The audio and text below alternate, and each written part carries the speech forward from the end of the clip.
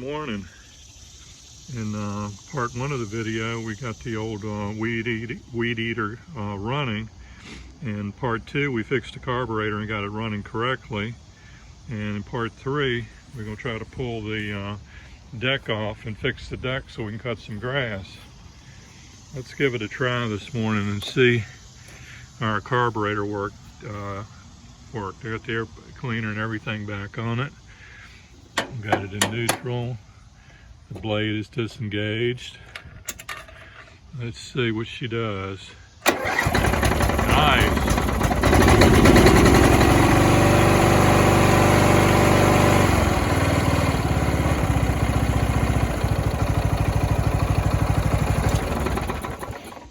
Not bad for a 25-year-old Briggs flathead, 12.5 horsepower motor. All right, let's get cracking here and get the deck off. Right now it's 80 degrees out here, and you can see it's a nice breeze. It's supposed to be 97, 98 degrees later on the day. So whatever I'm gonna do outside is gonna happen early. Step one in dropping the deck off is to drop the deck all the way down as low as we'll go. And this mower to pretty much put it right on the ground. Once you got the deck laying all the way down, you got the bars on the front. I pull that clip, and this clip, it's one on the other side to match it, same as on the front. And here's one right here. That's for the cross brace. This one's a little bit harder than the newer mowers because of the way it turns the blade on and off. It's got one clip right here to detach this rod. That's where you engage the belt to turn the mower on and off. But that one's got to come out and drop down too. Once you got all the clips undone, just slide the mower forward and drop the belt off. Easy peasy. If you've done everything right to this point, you pulled 3 clips on this side, 3 clips on the left side, the mower is laying loose, the belt's off, you're ready to slide it out. Before you slide it out, remember to raise up your mechanism. That'll bring everything up out the way so the mower can come right on out. Okay, slid on out. And if you're thinking or saying to yourself, well, that's a 38-inch American Yard Products deck. It was used on Craftsman, Poland, weed eaters, all kinds of lawnmowers. And that deck really looks good, and it's not rusted out. There's a reason for it. About 8 years ago, it had big old holes everywhere, and I bought the skin for about $260. Used to be able to buy the whole deck for like $400. But they weren't available anymore. But at the time you could still buy the skin. So I bought the skin and 2 spindles and 2 idler pulleys and completely rebuilt this deck. Took it all apart and moved all whatever, the brackets and these brackets and those, whatever's there, moved everything over. So this is a 25-year-old mower with practically a new deck on it. Now let's get down to the nitty-gritty here. This is why I pulled it out. See, that's when I was trying to turn the motor. I couldn't turn the motor because the belt was rusted on the pulley, and the belt was trying to turn because the pulley down here is locked up, and that one's completely locked up. So fortunately, I keep these things in stock. So I've got 2 of the idlers. I'm gonna check my other box. I really don't need to put new ones on here if I'm just gonna cut the grass once a year with this thing. So let me check my stash and see if I got some old ones.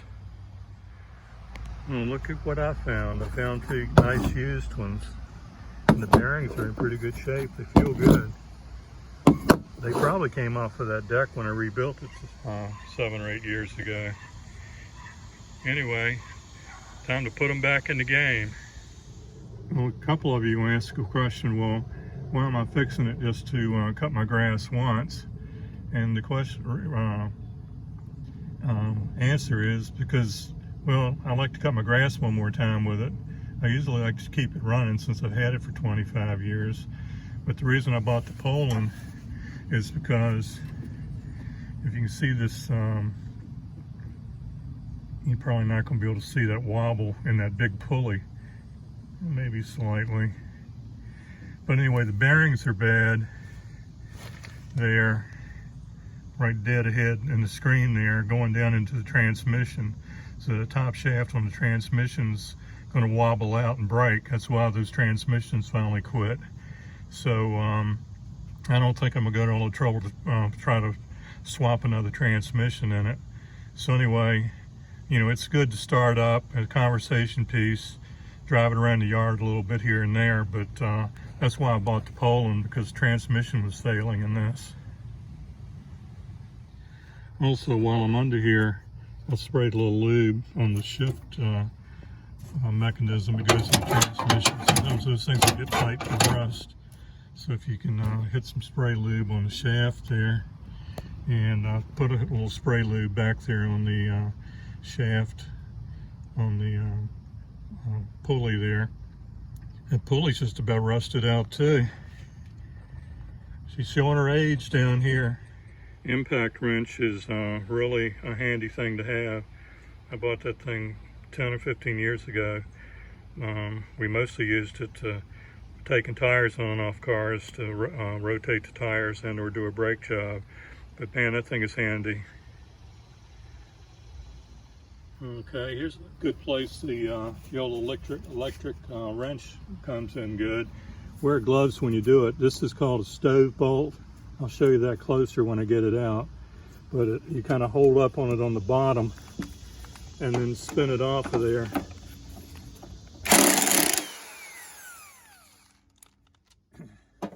And that's why it's good to have an impact wrench. So let me get that out and I'll show you why I did what I did. All right, I got both of the nuts off, and then this top piece will come off, and just lay it aside. There, that'd be fine. Then I got to pull these off, and they're both rusted, so I'm gonna have to spray them with some liquid wrench and beat them with the hammer a little bit. Okay, that one loosened up and the bolt came on out. There's the stove bolt. Let me show you that up close. All right, let's take a close look at a stove bolt and see what everybody calls them, stove bolts. But they got a round head on them, and then right below the round head, it's designed to fit into a square hole. And you can see that squareness right around there. So once you push it, that's what I was saying before, when I was going to take it off the mower, I had to push up on the head. You got to hold the head up, and so that square part locks into the other part, and then you can tighten or loosen your fasteners. And if that square part ever, you start trying to take an old rusted one off, an old cultivator or something out in the field, and that square rounds off and then the head is spinning, then you got to grind or cut it off or torch it off after that. But to assemble something brand new, and for it, you know, this one's worked well for 25 years. It's been an on-off there 2 or 3 times changing those pulleys, so it's worked well, and you don't have to have 2 wrenches to put them on and off. You'll find these things on old cast iron stoves. Railroad uses them on locomotives and box cars and all sorts of stuff, but they're used on many things, probably starting in 1870s or 80s, or even maybe even before then. Stove bolt, a nice invention. Probably somebody's got a patent on it somewhere. All right, the 2 idlers are changed out. Now we're ready to go back together. I would spin those, spin a little bit, but the brake's kind of on. I'd have to have 2 hands to pull the brake off, but trust me, I've already tried it. They spin fine. Of course, they say if you don't want trouble, don't go looking for trouble. The poor old blades on this thing. Maybe that's why I bought that red pole, and this is parked right behind me. My blades and everything were getting worn out on this weed eater. Fortunately, I always had 2 sets of blades, so my spare set of blades is still in the shed and sharp and ready to go. So let me use that impact wrench again and knock these off of here. I think these poor old puppies are going in the trash. Went ahead and got my impact sockets out. I didn't use them changing those 2 idler pulleys because I wasn't using that much torque. But so I need to break a good chrome socket when I got the heavy duty impact socket sitting here.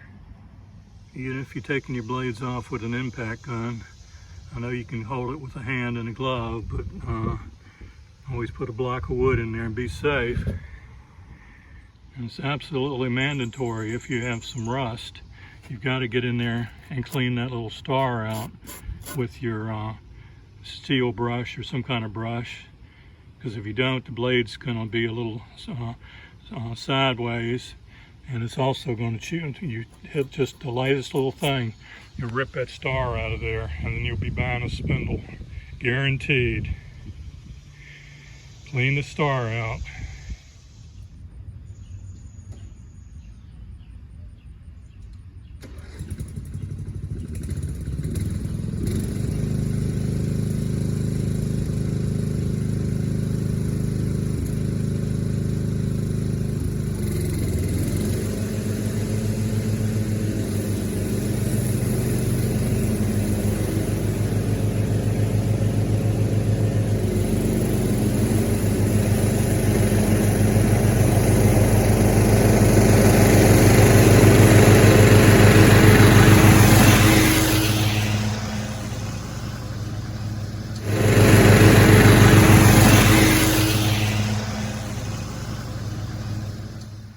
One of the most beautiful blooms in the garden, an okra bloom.